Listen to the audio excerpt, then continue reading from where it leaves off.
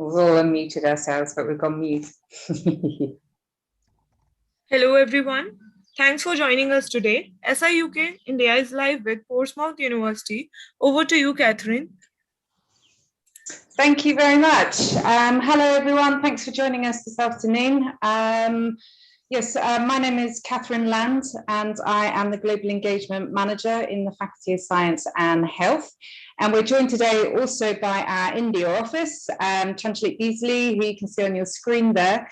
And she's the Director of the University of Portsmouth and the Sanam office in Delhi. And we also, most importantly, of course, have Dr. Tom Webb, who you can see on your screen there, who will talk more about the sports management side of things and global opportunities. And Dr. Mike Rayner as well, you can see on your screen, the Associate Head within the School of Sports and Exercise Science. So we'll run through the presentation on the global opportunities within the sports management area, which of course you've joined today because you have an interest in that area. And I will give you just a little bit of update or an overview really about the University of Portsmouth and the City of Portsmouth. I don't know if you've heard of the City of Portsmouth at all across in India, but just to give you a quick overview. Here we are, that's the city on your screen. So it is a coastal city. It is about 70 miles from London. Everybody asks about London, don't they? So let me give you that. 70 miles from London by train. And it is about it's a city centre campus. So you may know that UK universities quite often, they are either on the outside of a city or within the city. So where you live and where you study is very close next to each other within about 5 to 10 minutes walk. So you can see the Spinnaker Tower there on your photo, on the photo right in the centre there. That's our landmark. You can go up to the top of that tower for spectacular views across Hampshire and across the city. But yeah, within about 10 minutes walking distance, you can get to the campus. We have very good transport links as well across the UK and Europe. So when travel is allowed, you can go across to Europe very easily from Southampton Airport. So we're very proud to be Portsmouth, the University of Portsmouth. You can see that we're 5 stars in the QS Top University 2021 rankings. We're also #1 in the UK for boosting graduate salaries. And most importantly, students are happy with the University of Portsmouth. So top 30 for student satisfaction. And in fact, that actually goes higher within the School of Sport and Exercise Science, so the top 10. So you'll hear a little bit more about that from both Dr. Rayner and Dr. Webb. So the support that you would get should you ever study at the University of Portsmouth, there is a global office, like many other UK universities, that offer airport pickups, which have continued this year despite the pandemic. We also have the student advisors to help you with employment, but also guide you, signpost you as well to help you with your visas or travel and things like that. Very, very active student union. Some universities overseas do have an active student union. For us, we have over 150 sports clubs and societies, and of course, many relating different sports like football, athletics club, etc. So when you do come to the UK, depending on what's written on your visa, you can work 10 to 20 hours a week around your studies, but most importantly, you're on a student study visa. So of course, that's your priority, but you can work part-time. And we do have an employment office that will help you. They often advertise those part-time job roles within the city centre, but also further afield. When you do graduate, of course, you probably all know, and feel free to ask any further questions on that because Chanchalik can help us from the Delhi office perhaps on any updates. But the graduate immigration route, which was I suppose now official before Christmas period, was that you can stay in the UK for up to 2 years after you graduate, which is great news for you, that you can study and then look for employment after. And as I said, the employment office on the campus of the University of Portsmouth will help you access employment, but also guide you in terms of CV writing, interviews, etc. And that's up to 5 years as well after you graduate. So a lot of support there. In terms of the tuition fees, often a question, just to give you an overview, is from 14,000 up to 17,600, with a deposit to release that visa letter of 3,500. Now, many people do ask about scholarships at the university, and we're very happy to discuss this further after the presentation if you wish to, and you'll get a copy of the presentation with the link there to the web pages. But India is eligible for a global academic merit scholarship, also our Vice Chancellor Global Development scholarships. And if you do find an undergraduate program, you want to stay on with us for postgraduate, you would get 20% off as well in your tuition fees. So yes, lots of scholarships there on offer, and if you are from India, you would be eligible to apply. Now, just very quickly about accommodation. As I said, where you study, where you live, it's all very close proximity, and you are guaranteed a room in the halls of residence. The prices there on your screen, it does vary, but we know that through the pandemic, people often would like to have their own studio, their own area, rather than shared facilities. But this is very much a personal take. So there is a whole variety available through the University of Portsmouth.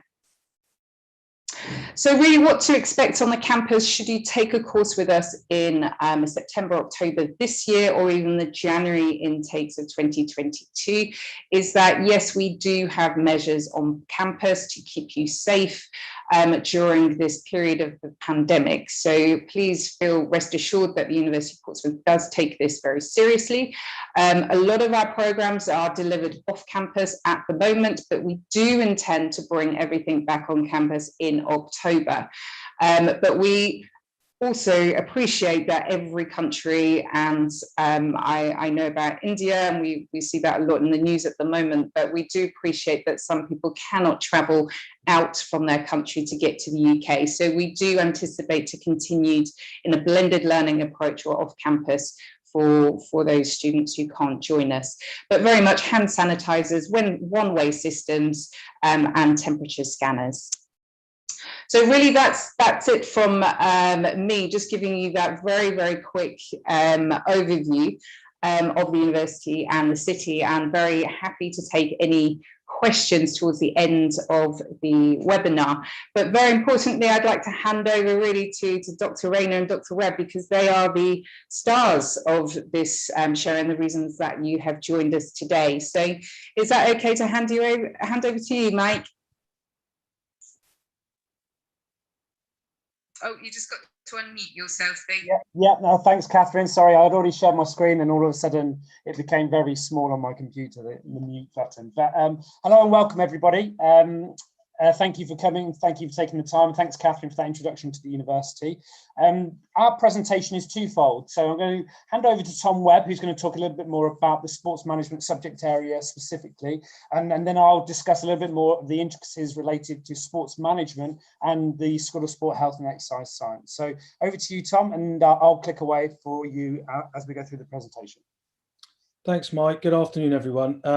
As Mike and Catherine have already said, my name is Dr. Tom Webb, and I'm the course leader for the MSc in Sport Management at the University of Portsmouth. We'll come on to more specifics about the course in a moment, but I'll run through course delivery, some of the content, and also some of the outward-facing work that the academics that teach on the course do in terms of research, and how that impacts upon what we deliver on the course as well.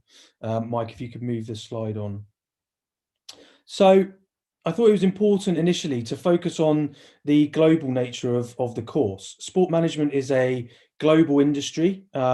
We teach it in England, in the UK, but also it's taught in other countries such as Australia, the USA, New Zealand, Canada, various countries, and also India as well has a growing and developing interest in sport management. And what's really important is, because it's such a global outlook and a global enterprise in terms of sport management as a sector, we really feel that the course needs to reflect that. And so what we do is we engage on the course with professional bodies, and also we really look at emerging trends and try and align that with what the course delivers, what we teach, and also the research that we do. So in terms of the professional bodies, you'll start to see the global approach that sport management as a sector takes. So we engage with the European Association for Sports Management, the North American Society for Sport Management, and also New Zealand and Australian Association for Sports Management. As you can see, this covers a wide area around the globe and just emphasizes how global sport management is as an industry. And you can pick any competition, league, or sport that you're interested in. If we take India and we take the IPL, which is going on at the moment, for example, there are aspects of the IPL that are closely related to the sport management industry, for example. We look at the Premier League in England, we see the same things. So there's more and more financial impetus coming into the sector, which is important. And there's also the emerging trends on the right-hand side there. As I've said already, it's a global sector. It has a growing and evolving presence in a number of countries. I mentioned Canada, Australia, New Zealand, the US, the UK. But there's also other countries that are emerging as well, around Europe and further afield, and also India. There's the increased financial impetus from professional sports, and what happens there is there's investment at the top of the game, and that investment trickles down. And so jobs get created, the industry develops, and that's what's happening at the moment with sport management. It also provides opportunities for students to work around the world. As I said, all these countries are open in terms of employment opportunities in the sport management sector. And hopefully as the pandemic subsides and travel restarts, then those opportunities will be open to everybody.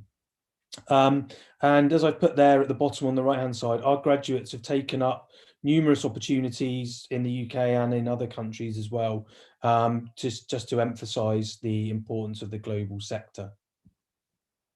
I said about working with global agencies. This is really important because we feel that doing that within the course really mirrors what happens in the sector. So if we do that within the course, students learn and understand what happens in the real world. And that's really important, particularly with a global outlook that sports management has. And in terms of that, we also conduct research. So as academics in higher education, we are extremely research active in sport management. I already mentioned some of the agencies that we engage with. And some of the research that's taking place at the moment, for example, I picked a couple of areas that I'm currently researching, and we're working in Canada, Australia, also Japan, looking at various aspects of sport management related research and engaging with professional bodies and agencies in those areas in order to do that research. Previously, we've also conducted research in the Netherlands, France, Italy, Spain. And so you can see that we really have an outward facing profile. We don't just focus on the UK. And that also is the case from a teaching or research perspective. And this permits engagement with relevant agencies, governing bodies of sport in lots of different countries, and provides not only the most informed curriculum that we can deliver for students based on what's happening in lots of countries and cutting edge research, but also opens opportunities and things like that for dissertations, for research study, further study, employment opportunities potentially, through the links that we make. And also Mike will talk a bit later about the global outlook we have as a school as well, which is really important for those opportunities for students. And of course, all of this contributes to the wider understanding and knowledge in sport management. And that's really important because, as I touched upon, this informs our curriculum and is really important in terms of what students learn. And just to emphasize that, one of the areas that I look after in terms of research as well as my teaching and course management roles is the Referee and Match Official Research Network. So my research focuses around sports officials, and as a result of that, I coordinated and launched and now manage the Referee and Match Official Research Network. And without going into too much detail, if you're interested in that, please go to university website and have a look. There's far more detail on that webpage. But you can start to see, again, similar words and phrases that I've already mentioned about this global nature, this working with collaborators around the world, and things like that, which is really important. And it also talks about, at the top there, the Referee and Match Official Research Network brings together academics, sports official industry professionals and policymakers interested in the research, insight and development of sports officials around the world. So again, it just emphasizes that we're working with lots of different agencies, lots of different people in various areas of sport management research and teaching. And that's really important for us within this global industry. If you just click on there, Mike. And this is, I thought it would be really interesting and useful to just touch on a project which is recently launched. Again, this is linked to my research area, and this is an Erasmus Plus funded project. It's called the WINS project, and it's about, as it says there, raising the growth and participation of female sport officials in Europe. This is a 3-year project. It's only recently started this year. The funding was secured as part of the 2020 funding bid, and it's a multi-agency funded project, and it's funded through European Commission, and it's a widespread, highly financed initiative through the European Commission. If you just click on there, Mike, on the next part of the slide, it just emphasizes the partners. So one of the organizers is the European Observatory of Sport and Employment. So again, they focus across Europe, so it's very outward looking. And then you can see the University of Portsmouth there as a partner. And we also are working with, as part of the project, European Hockey Federation, Sports Officials UK, the French Association of Multisports, Dutch Olympic Committee, the International Federation for Sports Officials, the National Sports Academy in Bulgaria, and European Athletics. So again, it just demonstrates the reach of sport management, the outward global facing nature of the subject, and the fact that within sport management in Portsmouth, we're really focused on that global outlook, which I think is really important. And also, as associated to this, as I mentioned, we have various academics. Myself and Dr. Rayner are 2 of the academics that teach on the programme. Another is Dr. Beth Clarkson here at the top right of this slide. And I thought it was really important and useful to just look at the impact of some of the research that is going on. And I've mentioned some of the research, and I'll come on to some of my stuff in a moment. Beth actually looks at women's sport and has had a lot of media attention recently.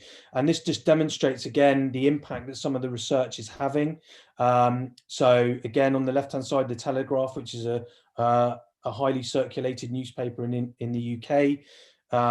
Beth's research contributed to this, this article, which is about how women are left behind in sport. And then Reuters and The Athletic both ran similar studies, again related to Beth's research, which talks about COVID-19 and the impact on the women's game.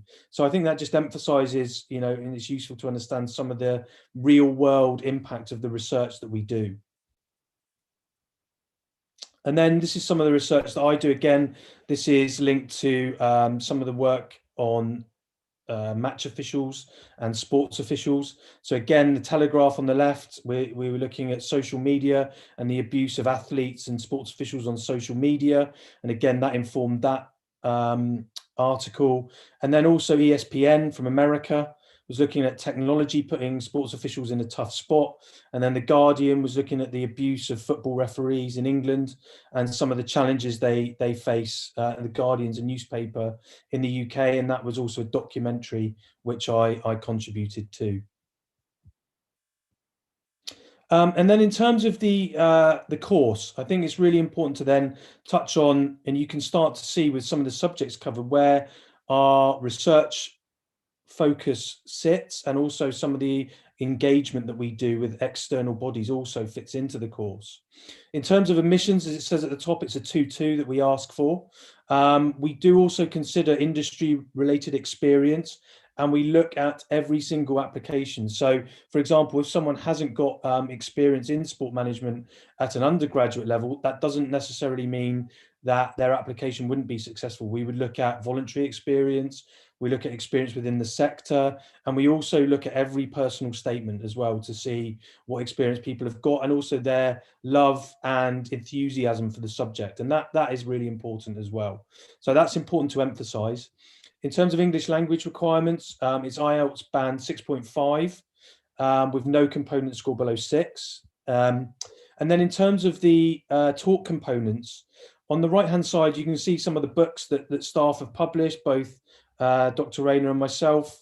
These are the publications we've worked on. The one at the front there in the middle was published at the end of last year, and again ties into some of the research I've already talked about. And again, as I've mentioned, this ties into the curriculum that we deliver. And if you look at from left to right on the slide, one of the modules is the Principles, Practice and Governance in Sports Management. Again, we're looking at governance, we're looking at agencies, we're looking at research and how that relates to sports management in that module. We've also got a module entitled Managing Human Resources in Sport. Again, this looks at how you manage key personnel within the sports industry and how that might work in the real world. We have strategic leadership in sport. How do you lead people? How do you set in place procedures and practices to lead people and be successful?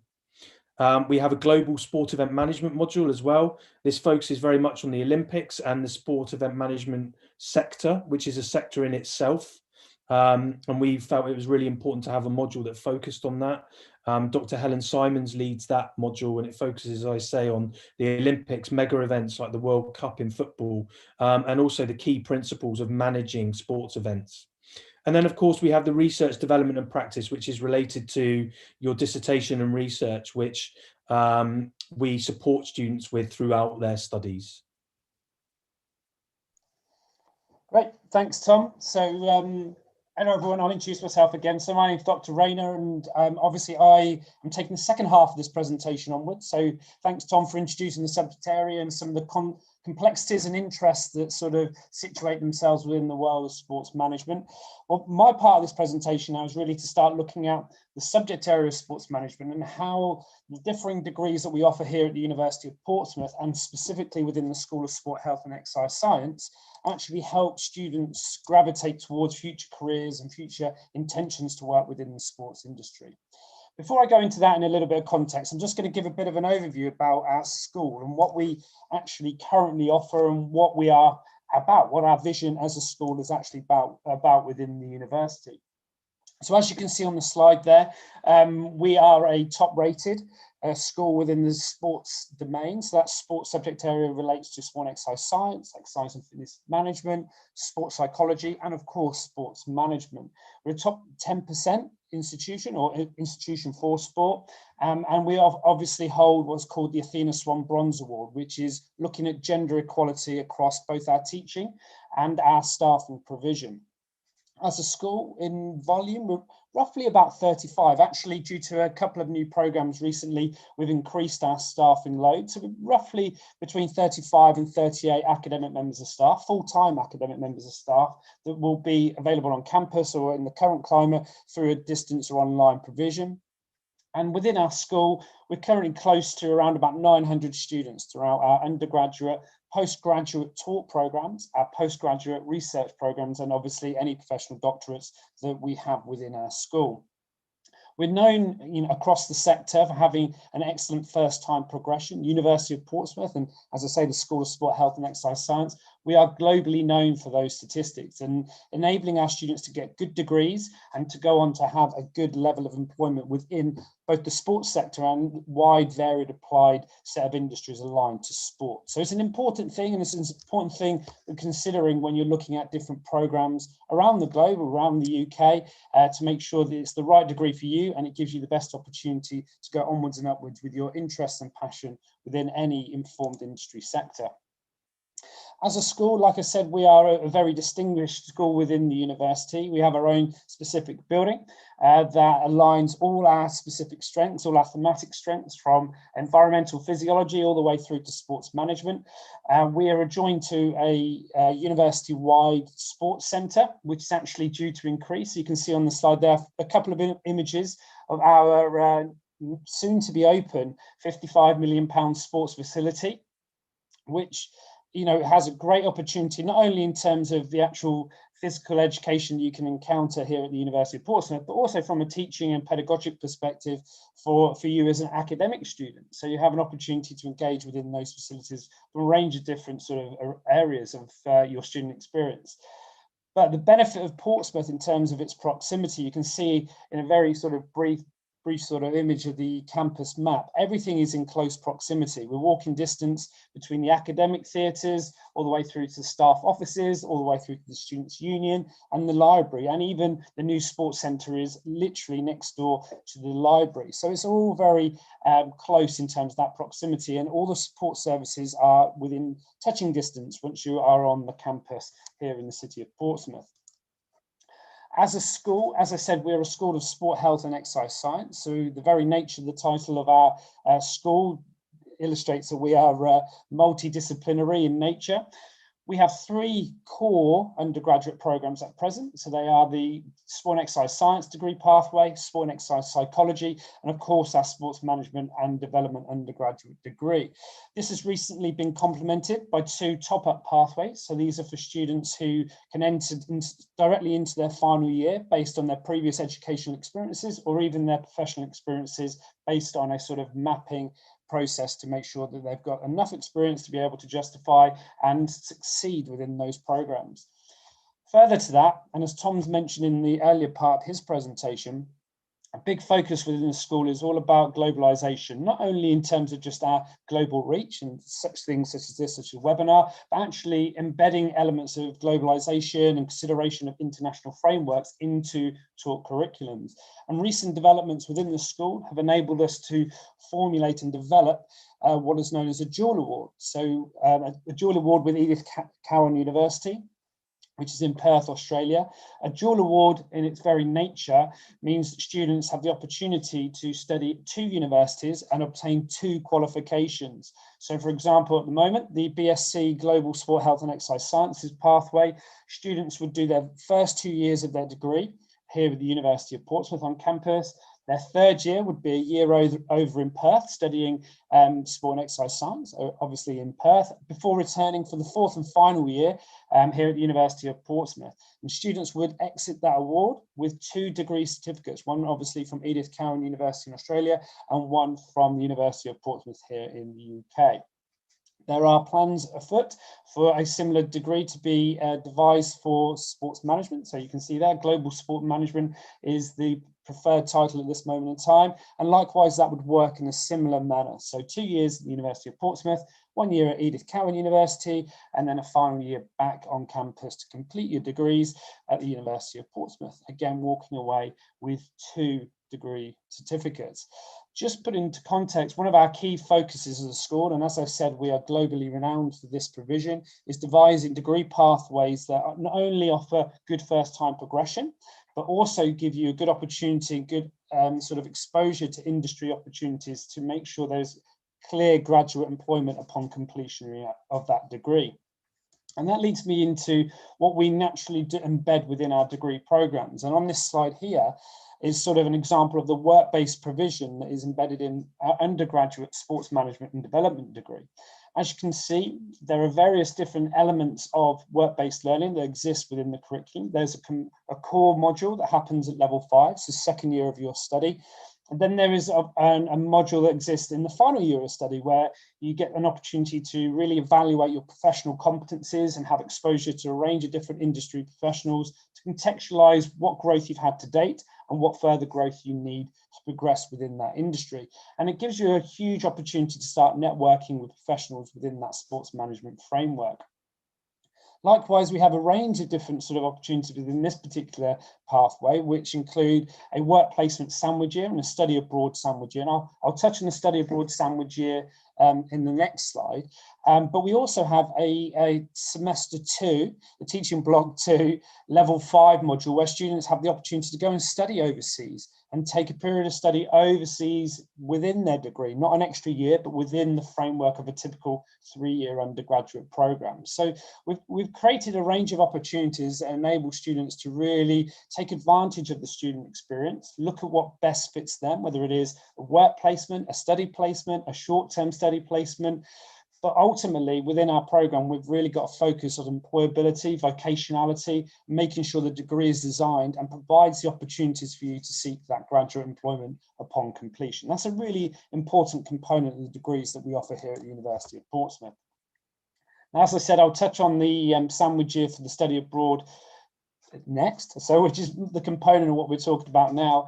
And on the slide in front of you, you can see a range of our different global partners that we are typically engaged with, looking at that sandwich year provision or even that short-term study overseas module.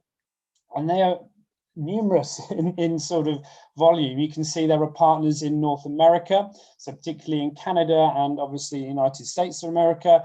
We've also got quite a few partners now merging within Europe, as well as partners now in Australia and New Zealand.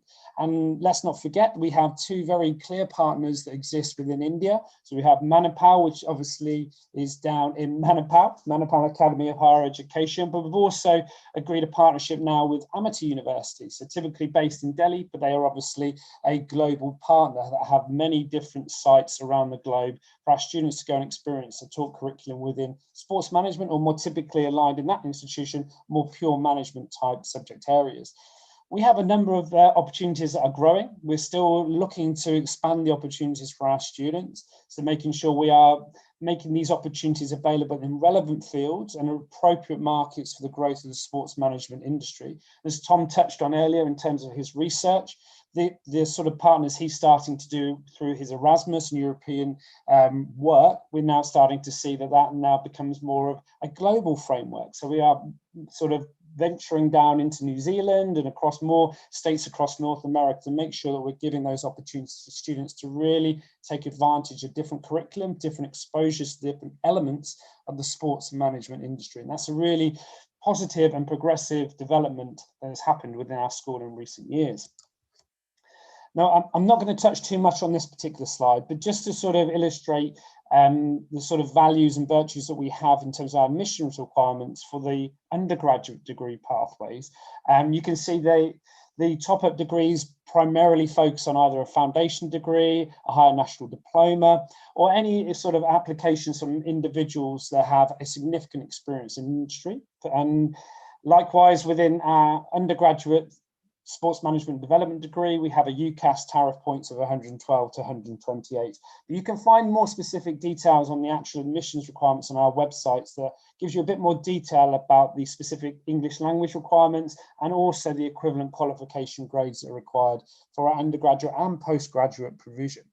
Okay, so I'm going to move on quite quickly now onto our postgraduate provision.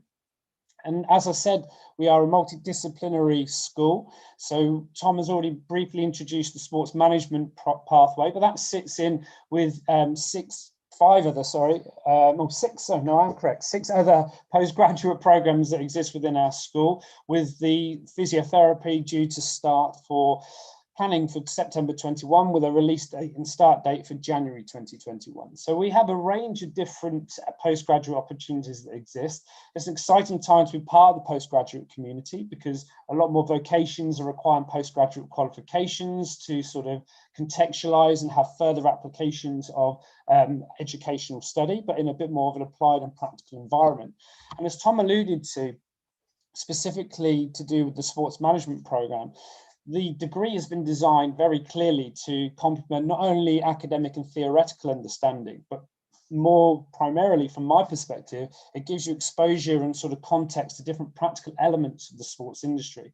For example, my module that I coordinate within this program is the Managing Human Resources in Sport module. And this introduces students to a range of different human resource sort of case studies that exist within the sports industry, as well as a range of different guest lectures and frameworks of study that allow students to really explore the unique elements of those industries and gets the students to really put themselves in the shoes of human resource managers or chief executives within organizations to start looking at those managerial decision-making processes that exist within sport, and specifically in that module related to human resources.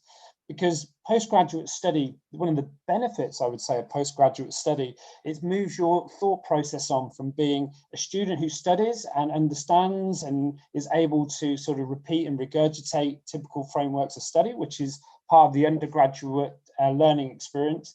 Postgraduate study is now the process of where you start to be able to make decisions based on the data, based on the information, based on your academic studies and research to inform and contribute to business practice. And this particular degree is housed in a range of different research partners. We have different individuals contribute, from guest lectures all the way through to actually delivery sessions, from the FA, from the RFU, all different professional bodies that have the element of exposure for our students that really allows them to start seeing their decision-making processes in practice. And that's a really important learning curve as you progress within your postgraduate studies. Now, obviously within a school, and we have a range of different extra offers that come with the program. So not only do you get your postgraduate or undergraduate degree, we have a range of different career enhancing activities that are embedded, not just within our school, but certainly across the university. But as a school, we kind of take priority with some of these extracurricular activities, such as the volunteer network, which is run through our sport and recreation department within the university. This enables students to go out and undertake coaching awards, for example. It allows them to go get experience in the community. We are obviously a partner, an education partner with Portsmouth Football Club. Those of you who are familiar with the world of football will know that Portsmouth are in League One. Those of you who are not familiar with football, they are an okay team, but they are famous, and they do have a global presence, and they've won the FA Cup most recently in 2008. So it is a big prestigious club, and it's right in the heart of the city next to the university. And we have an opportunity there for not only in terms of educational experiences and exposures, but we also enable work-based learning and professional development opportunities to exist within the framework of that professional sports club. So that's an important partnership for us. But likewise, we take advantage of some of the central services, such as the Careers and Employability Service, our Entrepreneurs Service that exists across the university to make sure the students have the opportunity to consider any entrepreneurial activities, both in the UK market and worldwide. We run a range of different alumni activities, such as the Careers Conference, alumni conference, which is due to start as of 2022, where we're trying to get a range of alumni together to discuss their careers to date and opportunities and networking provision that can exist through those different activities. We run a number of different school-wide awards, whether it is Innovation and Enterprise Award, the Career Development Prize. We make sure that we give the students absolutely every opportunity to look at the world of industry and the different angles in which they can engage with different passions and interests that they may have had at the beginning of their degree pathway, may have evolved and grown and gone down a different path as they've gone through their educational experience. And we try and embed that as much as we can in terms of the curriculum, but obviously we also utilise some extracurricular activities to really contextualise that learning experience. And that is helped by a range of our different partners that we have attached to the school itself. Now, as you can see here, there's a range of different sporting bodies that exist and we do direct research with quite regularly. And in fact, these are all our research partners associated with the school. But what you'll also notice is that a number of these different partners are not necessarily all related to the world of sports, particularly the sports industry. Because we are a multidisciplinary school, we have opportunities where we look at different elements of management or physiology or psychology in different applied settings. And that's the unique nature of sport, because it allows you to start contextualizing and looking at a real varied element of industry through a different lens. So we have a range of different partners. And the great thing about these opportunities with our research is that they're filtered into our curriculum, they're filtered into the research provision that we are able to offer our students, both undergraduate, postgraduate, PhD and professional doctorate onwards. So it's a great time to join the school. It's a great time to be considering sports management because our partners are growing, our school staffing infrastructure is growing, and ultimately the opportunities in the sports industry are certainly growing. And the COVID sort of era and sort of moment we are currently living in is sort of really pushing for experience and exposure for students, and really seeking a demand for experts in the sports management industry and experts within sport specifically to really drive forward the next sort of transformational stage of that sports industry. So it's a really interesting and important time to be considering your postgraduate or undergraduate studies. So this next slide just gives us sort of an insight to some of the careers and some of the job roles that our students have gone on to. We've had students go on to work within some obviously mainstream global brands, such as you can see, FC Barcelona, or even World Rugby, or even Melbourne Storm.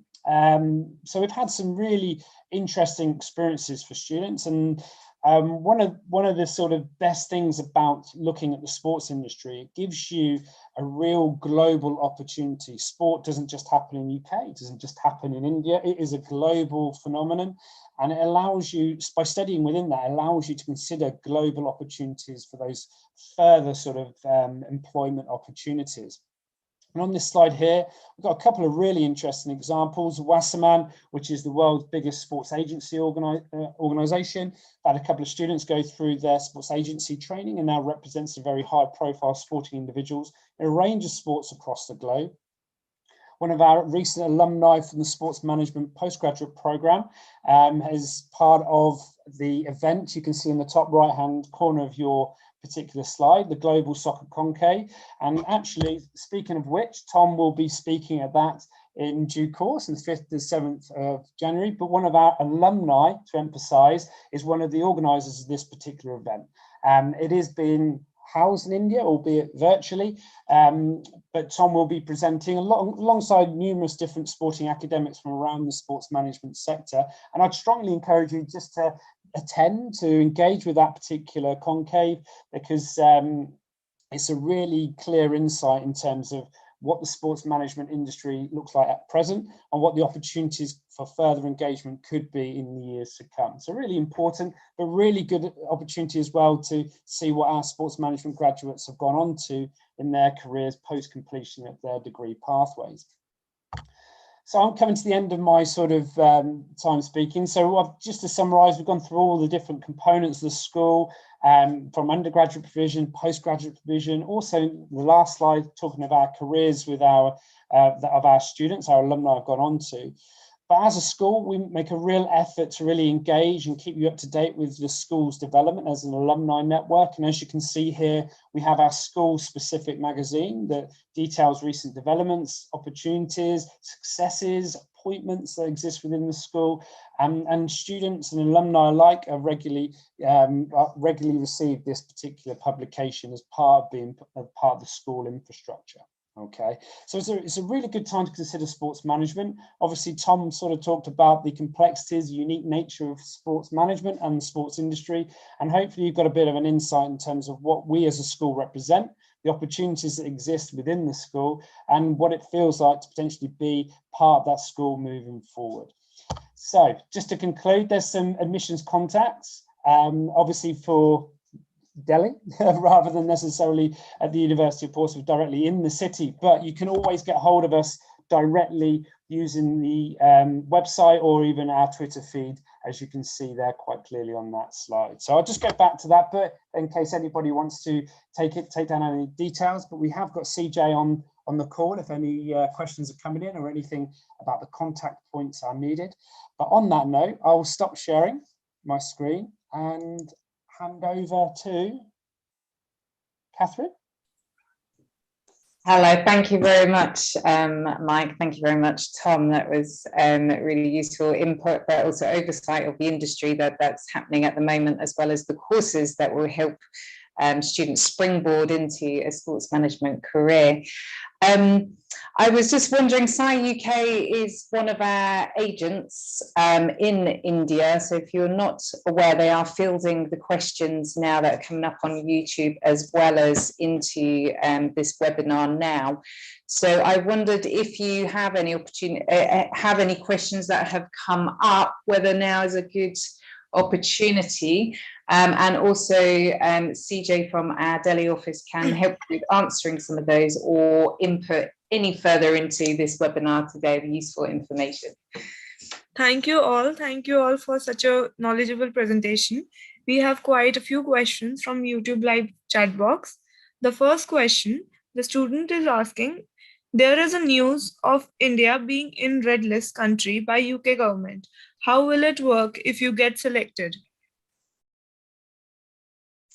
So probably this could be a good question for CJ in terms of the travel into the UK at the moment as a student, correct?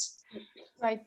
So what we know currently is that since India is in the red list, students who travel from here, first of all, they can travel. It's not like they cannot travel. If they have a valid visa, they can travel, but they have to quarantine for a 10-day period in a government approved hotel. The cost of that is 1750 GBP. So that's one thing the students have to be mindful of. Other than that, there is no restriction on traveling as such.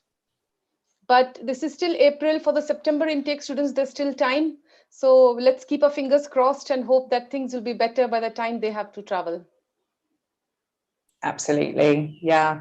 I mean, certainly within the UK, because of the vaccination rollout program, and we're just come out of lockdown, you know, so things are very positive at the moment in the UK. So yes, there is a cost to you should you want to still come over to the UK, but at the moment we are, fingers crossed, looking okay here. So yeah, hopefully that answers your question. Thank you, Deepika. Is there anything else that you want to Yes, Catherine. We have some few more questions. The other question student wants to ask, is there scholarships available for Indian students? Yes. I'll take this one. So, yeah, go on. So there are two scholarships that we have. One is a £1,600 bursary, which is given to all Indian students. So irrespective of your background, your subject, your course, or the marks or everything, if you're eligible to study in the university, you will get this bursary. The second one is a £5,000 scholarship. Now, this is given to meritorious students. In the chat box, I'm just in a minute going to share a link. And if students, you think that you have good academic background, and if you think you're eligible for this scholarship, please go ahead and fill up this form. And our panel will actually consider you for the scholarship. The deadline is sometime in June, and the results will be out in the first week of July. Thank you, Chanchaljeet. The next question, student wants to ask, what is the fees for sports management MSc course with accommodation?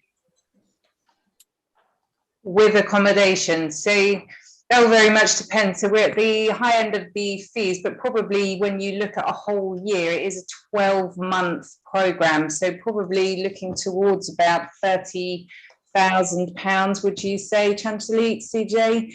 That will be subsistence, halls of residence, and the tuition fee. It could be slightly lower, but it does depend very much on your way of life, how you live, what type of accommodation you want. Do you want a high-end accommodation, or do you want more of the sharing of the facilities? So it does depend on how you eat and how you live. But I don't know if you have anything further, CJ. So I'll add to this. So the 1-year tuition fee will be in the range of £14,000 to £15,000 after your bursary and everything. So that is the range. It could be slightly lower than that.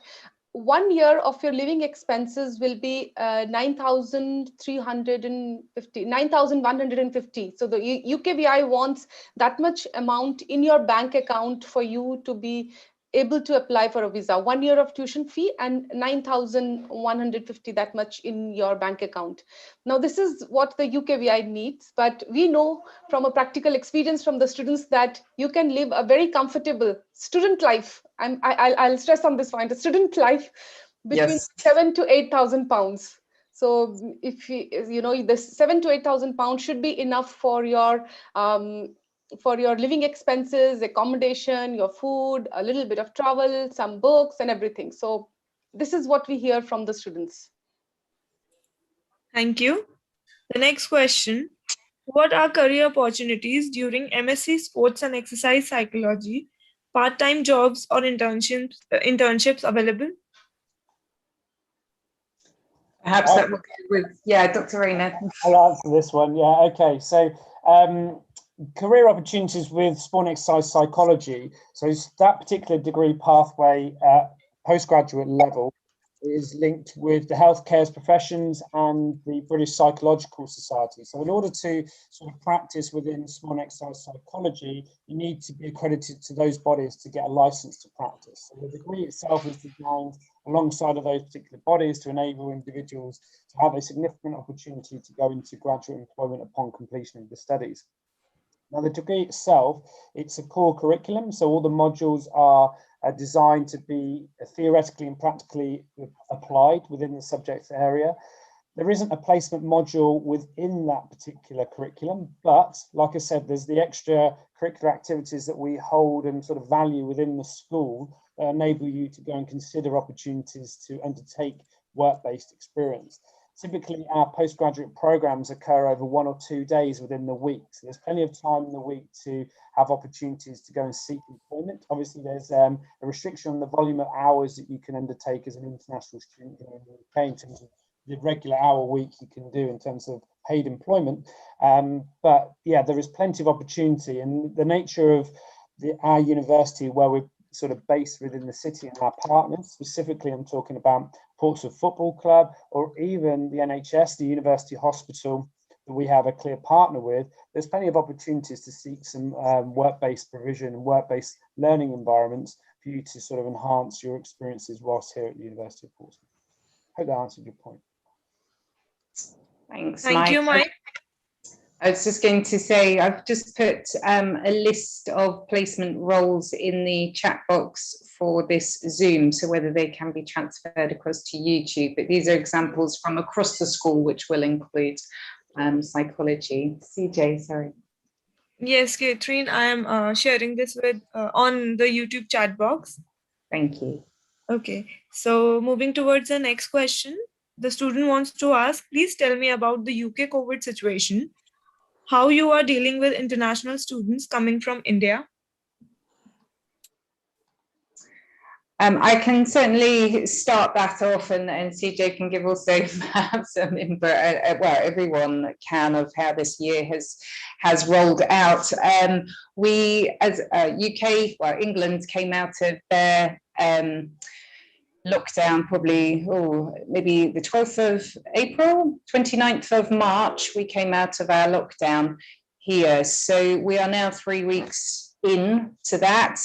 Certainly you look at the statistics, and because of the lockdown, the situation is very, very positive at the moment, with very much the cases of COVID, but also the deaths of COVID have dropped dramatically. And you can find that on the BBC News. They give regular updates, but also by region. So if you're considering to come to the UK or study, actually you can go in and put a postcode, so the university postcode, for example, and it will tell you the number of cases in the area. So that's also a useful piece of information for you when you do consider to come out here. But at the moment, yeah, it's very much positive. The university took the approach to take a blended learning, as many other UK universities. Some took a completely distance learning off campus, and others took a blended learning. So we know probably about 2/3 of our students are overseas at the moment. They do continue to study on our programs, which even started back in October 2020. The others did want to leave their country, were able to leave their country, and are in the halls of residence or in private housing at the moment, and they're studying off campus, but they are studying on the program. So we are delivering our programs, both on site and on off campus. But there is a plan to bring people back in May, but much of that is going to be the assessments, to be honest. So really the plan is for October, fingers crossed, if everything is going the way that the government has drawn out in terms of its timelines, then really things should be without the social distancing and almost going back to normal. But we will be planning both that blended learning. As I initially said at the beginning, we do appreciate that every country is going through their own pandemic at the moment in terms of the scale, but also travel restrictions and the vaccination rollout. So That's where we're at, and we do take it very seriously. You can see from one of those slides on the PowerPoints, all of the things that we've put in place for our students, but also our staff as well. So unless you're on a health related program that actually needs a clinical placement, those have continued to ensure that our students do continue with their placement hours to fulfill professional body requirements. But in terms of sports management, everything has been off site. That's right, isn't it? Tom and Mike, yeah. So that's, has anyone got anything further to add on that one?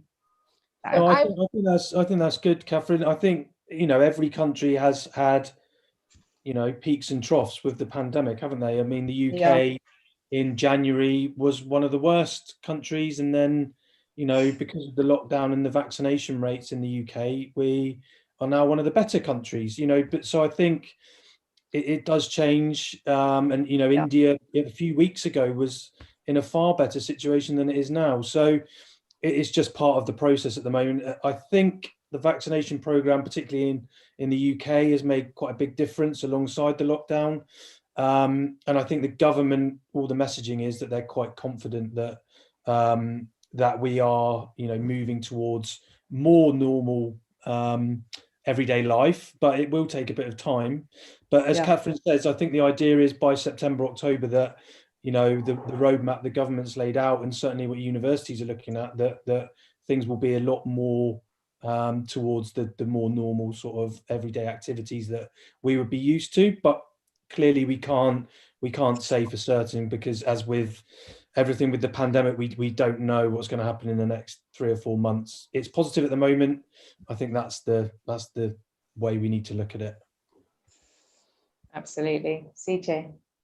No, I actually just wanted to add that even when, you know, students did go for Jan intake, and students did end up there in the middle of a pandemic and everything, there was a lot of support from the student services team to ensure that all kind of support was there for the students. So, you know, food packets and, you know, mental health programs. So in every which way, the university actually did support the students during these tough times. So rest assured that if you are there in the university, you will have enough support. But like both Catherine and Tom said, that we are still in April, and, you know, let's hope that things do improve by the time you have to travel.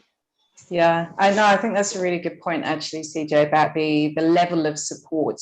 Even if you are studying in your country, that you are still very well connected to your personal tutors, to online material. You have the access through Moodle, but also the Faculty of Science and Health run an international student mentor scheme. So we can connect you to our current students. Some of them have been here a year or 2 years, so they know the structures of the faculty, they know the schools very well, and, you know, you can connect through WhatsApp. We do normally put a mail out to our students in September, October, to ask you if you are interested in joining up to our mentor scheme, and if so, you just complete a short form, and then we put you in touch with one of our current students who you can connect with and just ask any question you want, whether it's you know, how do I connect to the library, or I'm feeling a bit miserable today, is there any social activities going on? It's just somebody to connect to other than an academic, and you might prefer that, and that can be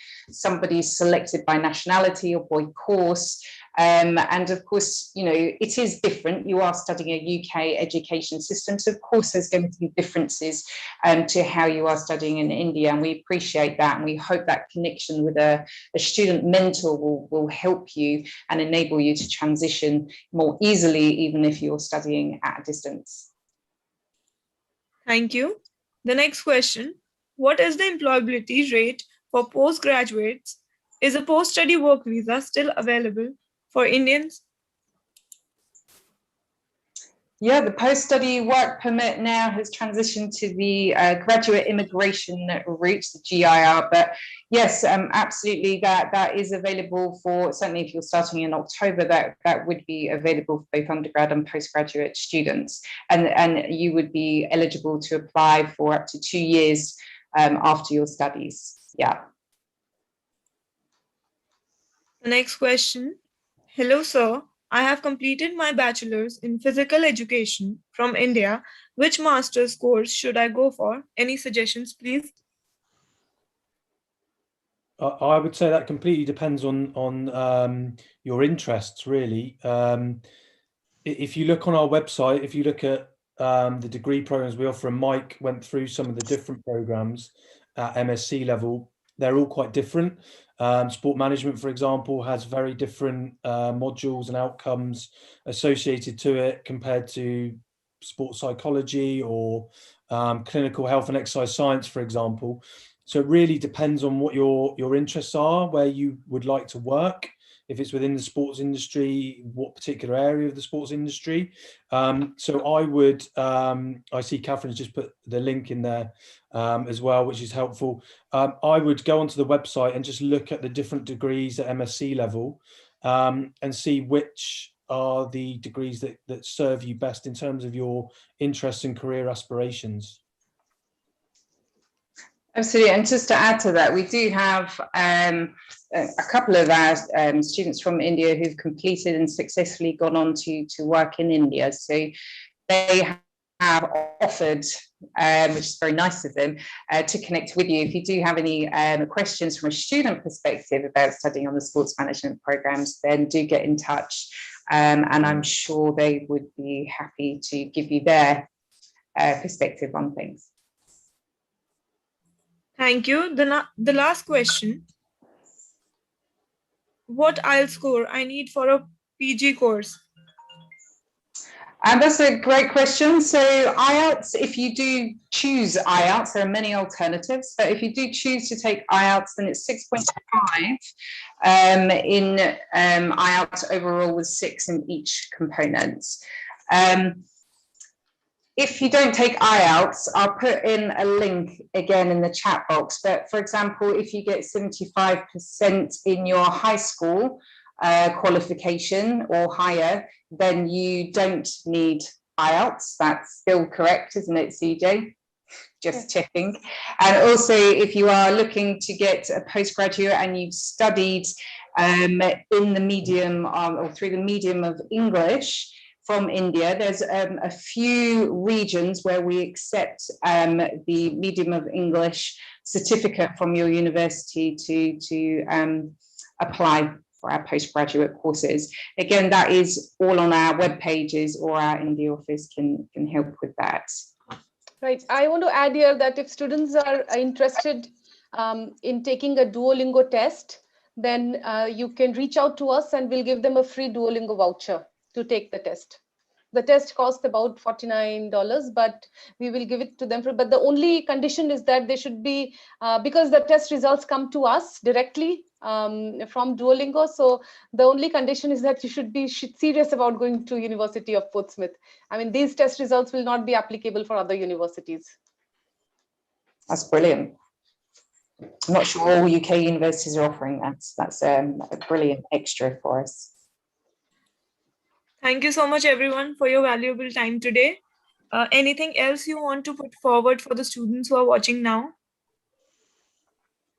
No, I just want to say a huge thank you for joining us during this period, and I do hope it's kind of enlightened you or even motivated you to make an application for study for sports management, and that you do consider the University of Portsmouth. I hope both Dr. Webb and Dr. Rayner have given you some useful information and insights as well into the global industry that perhaps now can springboard your research and what you really want to do, whether it's progressing your career in sports management or whether it's you're entering that area. So brilliant. I just want to say thank you very much, and I hope everybody stays safe and well.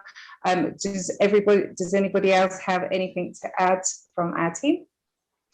Sorry to interrupt. We have one more question from a student. There's always one, no problem. Yeah.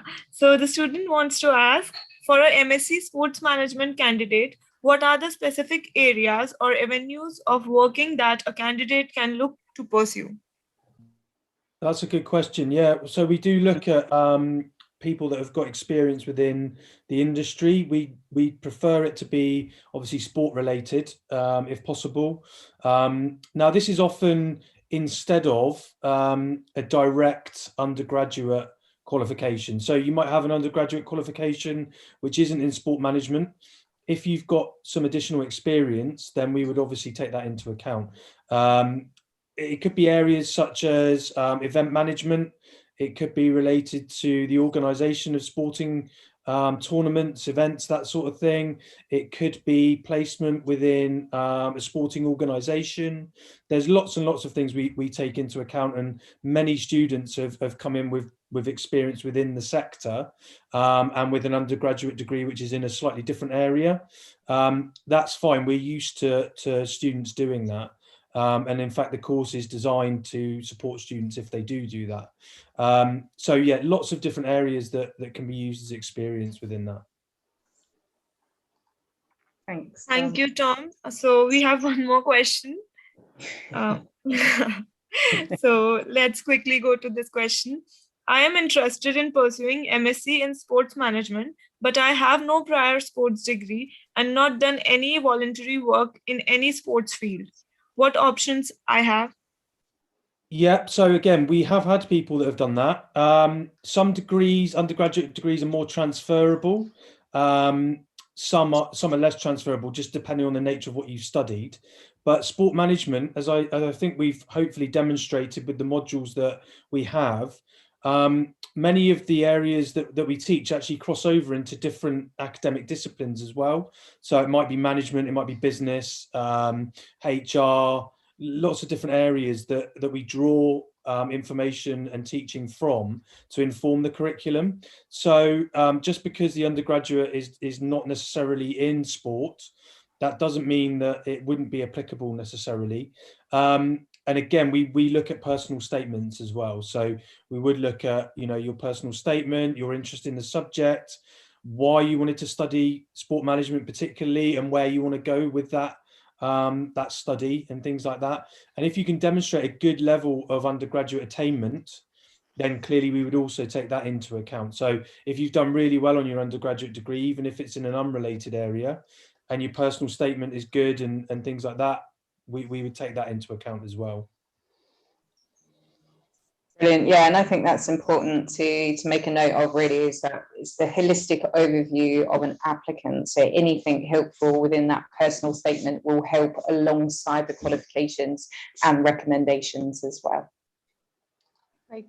So I've added the email IDs of my team here in the chat box. So if there's any question that you need a solution to, please reach out to us. Fantastic. So I don't think there's any more questions that have sneakily come in there. Yeah, there is one. Yeah, taking the last question now. So the student want to ask, please share deadline for application. Yeah, there's no official deadline for MSc applications. It actually tends to happen a bit later in the year. So for September, we start to see the applications increase really from about now. And they come in throughout the year. So there's no deadline, but obviously, as we're getting closer to the start of the course, applications tend to slow down. The next 2 to 3 months, we tend to see the majority come in.